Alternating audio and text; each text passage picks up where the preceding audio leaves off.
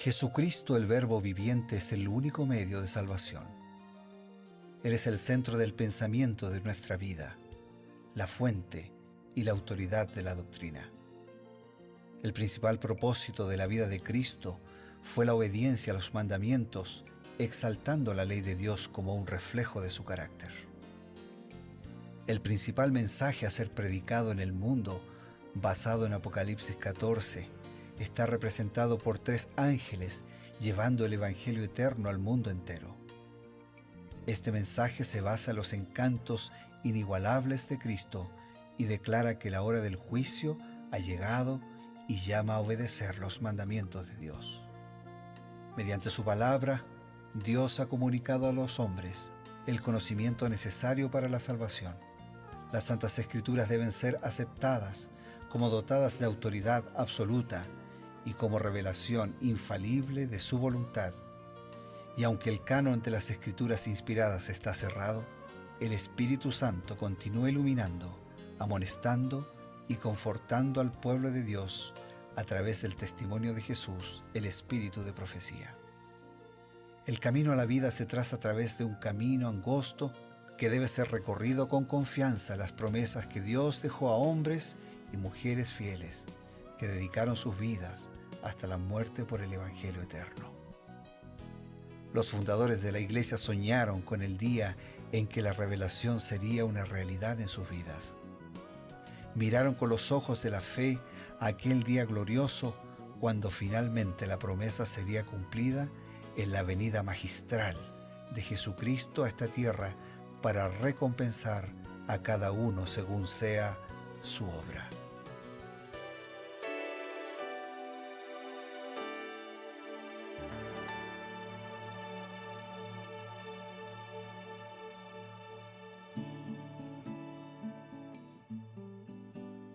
Nuevamente, queridos amigos, estamos aquí a través de Nuevo Tiempo para presentar su programa Creed en sus profetas. Este es un programa dedicado al estudio, a la investigación, a la búsqueda de respuestas que nos ayudan a entender los detalles de la palabra de Dios a través del espíritu de profecía, la inspiración divina dada a través de Elena White. Para esta tarea tenemos la presencia del pastor Bruno Razo. Gracias, Ever. Es un gusto estar contigo, estar con todos nuestros amigos, estar con la palabra de Dios y estar con este espacio, buscando profundizar, buscando crecer y buscando aplicar toda la voluntad de Dios a nuestra vida. Hoy nos detenemos en 1 Samuel, capítulo 19.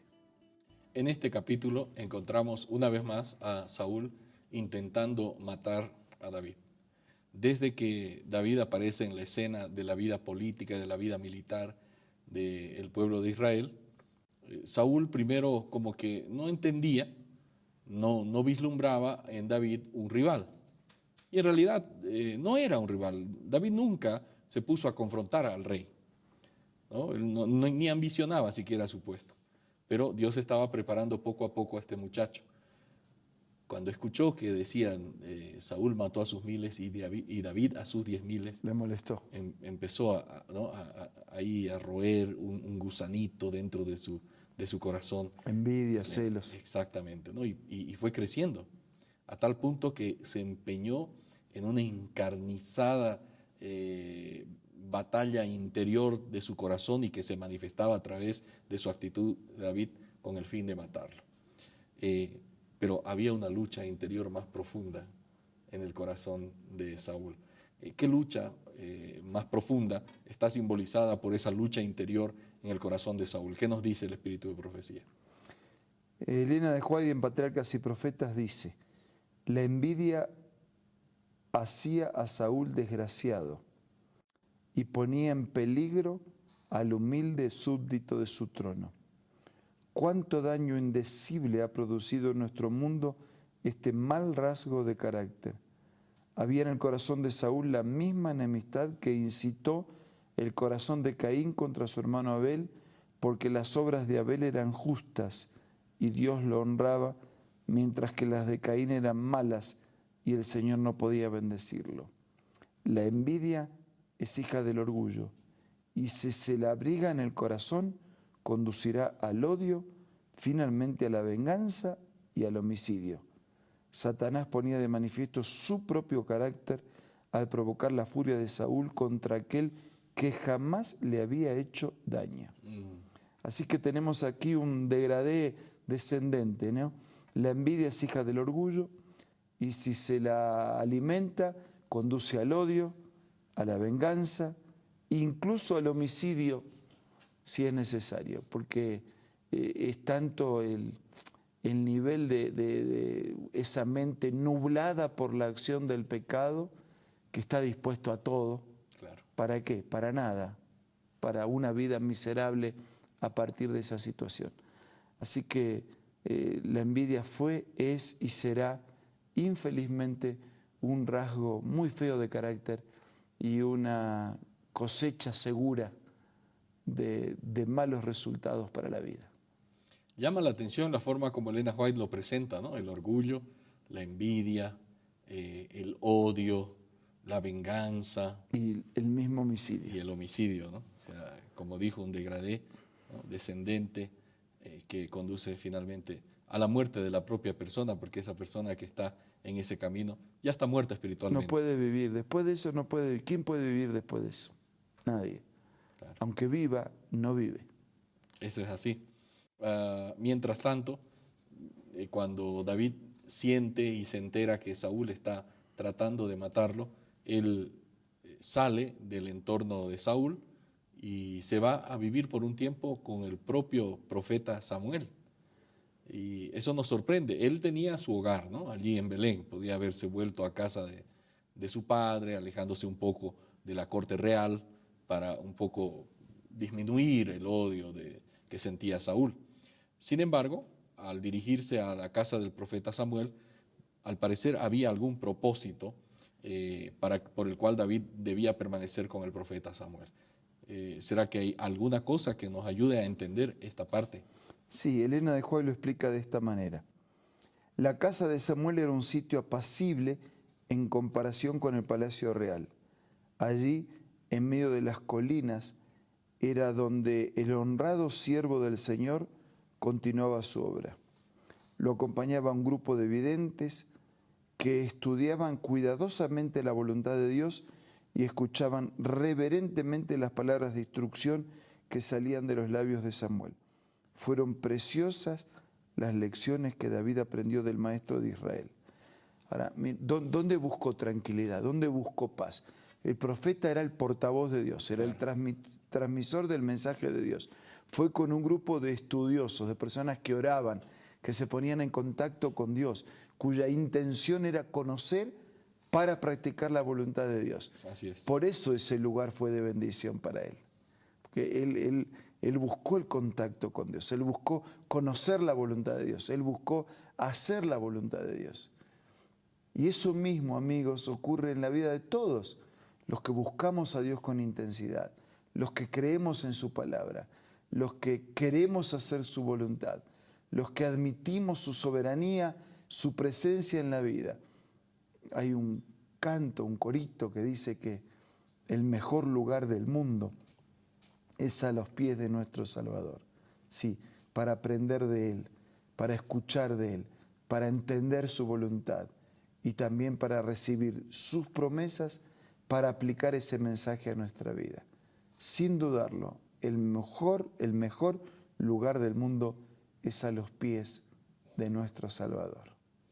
Se nos dice que esos días, esas semanas, no sabemos cuánto tiempo estuvo ahí David, él aprendió preciosas lecciones de la mano propia, de la boca, del ejemplo propio del maestro de Israel, como se lo menciona, que era Samuel. ¿Será que podríamos intentar de repente pensar qué lecciones podría haber recibido David de Samuel?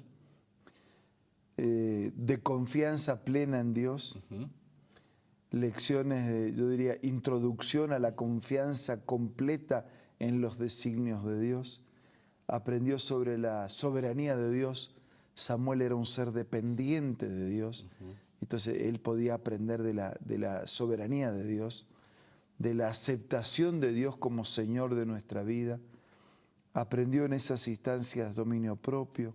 Claro. aprendió cómo permanecer en vínculo de comunión con el Señor, aprendió a desarrollar un carácter que refleje el carácter de Jesús, aprendió sobre misiología, aprendió que en la vida no estamos por acaso ni por casualidad, tenemos una misión que cumplir, tenemos un proyecto que llevar.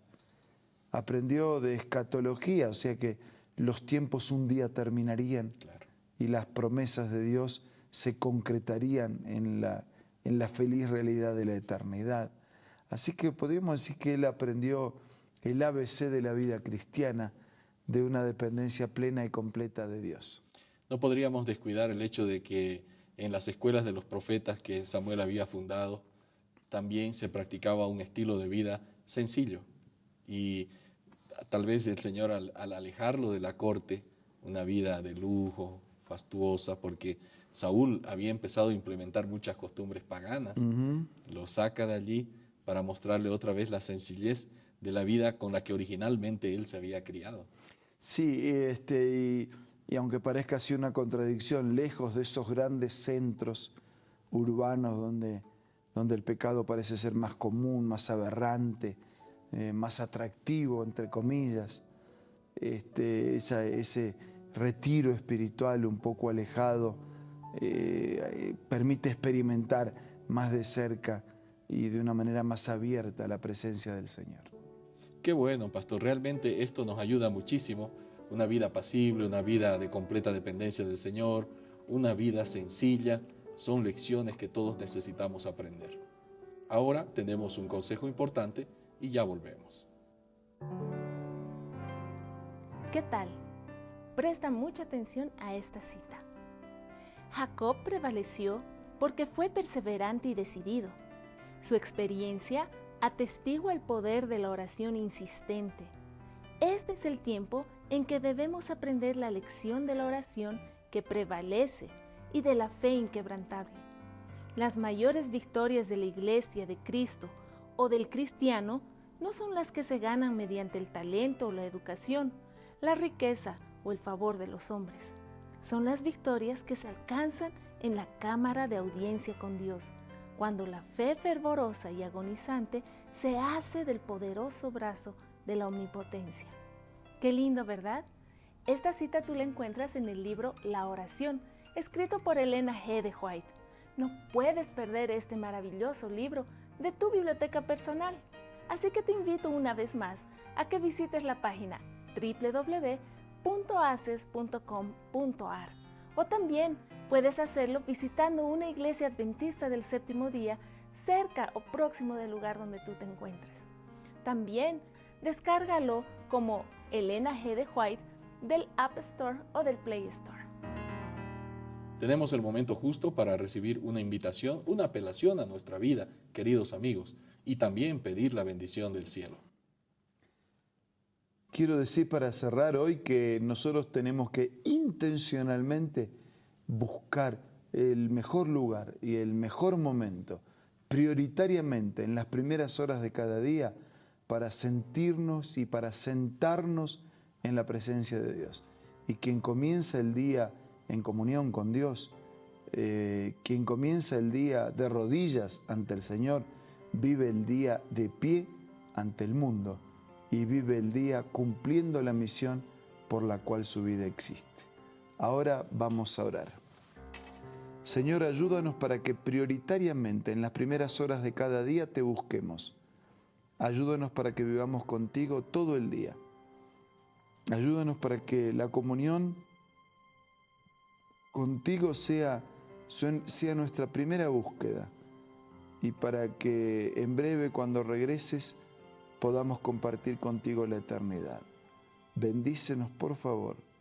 Oramos agradecidos en el nombre de Jesús. Amén. Amén. Esto ha sido Creed en sus profetas. Nos encontramos el día de mañana. Un nuevo capítulo, una nueva reflexión, una nueva aplicación para nuestra vida. Nos vemos.